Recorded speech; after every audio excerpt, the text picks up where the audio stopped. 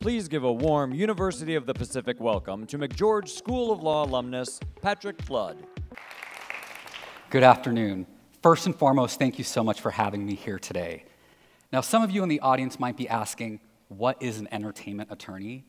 And the short answer is, there is no answer. Some people practice in litigation, meaning they're in the courtroom. And you might have a sense for what a litigator is because you watch a courtroom drama, which is of course not accurate at all, but we'll take that aside. And then there are transactional attorneys, like myself. As a transactional attorney, I represent people all across the entertainment industry. Producers, directors, writers, actors, models, you name it, I've probably worked with them. And what I actually want to talk to you about today is the power of words, something that as a law student is ingrained in you. You see, when you go to law school, your brain is pretty much wiped clean. You start from a new slate. You learn how to look at things in a new and different way. And part of that is how you use words. And words transcend not just for attorneys, but for everybody in the audience. And I got interested in entertainment law really my second year of law school. Professor Thomas Brierton, who's a professor here at UOP and teaches entertainment law at McGeorge, invited myself and 3 of my colleagues to do legal research with him. That research ended up being the research to help launch PAC-AV Records, the student-run record label at UOP. It was the first time in my entire educational career that I had worked on something side by side, a potential client, and saw the end result. And I thought, this is for me. And with the power of words, I'm actually going to play a clip for you in a moment. The very first film I ever worked on in my entire career was American Hustle. Now, I'm not sure if everyone in the audience has seen American Hustle, which is why I brought a clip today. And it will demonstrate 2 ways in which words can be extremely powerful, both for lawyers and non-lawyers. So we're going to play that clip now. Metal on the side. Oh, speaking of it, fucking John. Do whatever. Oh! Another fire! No, Danny, not that one. That one's empty. We gotta use the big one. I told you not to put metal in the science oven. What'd you do that for?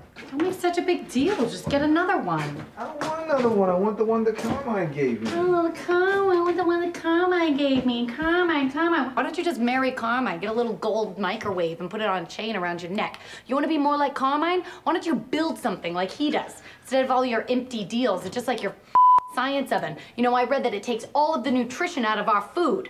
It's empty, just like your deals. Empty. It's not bull. I read it in an article. Look, by Paul Brodeur. Bring something into this house that's gonna take all the nutrition out of our food and then light our house on fire? Thank God for me.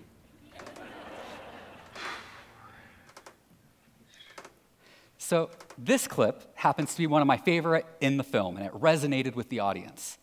And you know who else it resonated with? Paul Brodeur, a scientist from the 1970s, which is when this film takes place, who wrote a lot of negative things about microwaves. You know the one thing he did not write about microwaves? That it takes all the nutrition out of our food. So my day that day was getting slapped with a $1 million defamation lawsuit because her words were that it took nutrition out of the food. So as you can see, words can have legal implications, even if not spoken by a lawyer. Equally as powerful, however, is the power of persuasion. You see, if I had time to share with you the entire story of our court proceedings, I would, but I don't, so I'm going to cut to the chase. On appeal, before a 3-panel of judges, we waived opening arguments. We let the other side present all of their case and simply reserved time for a rebuttal statement. In our rebuttal, we took 3 minutes.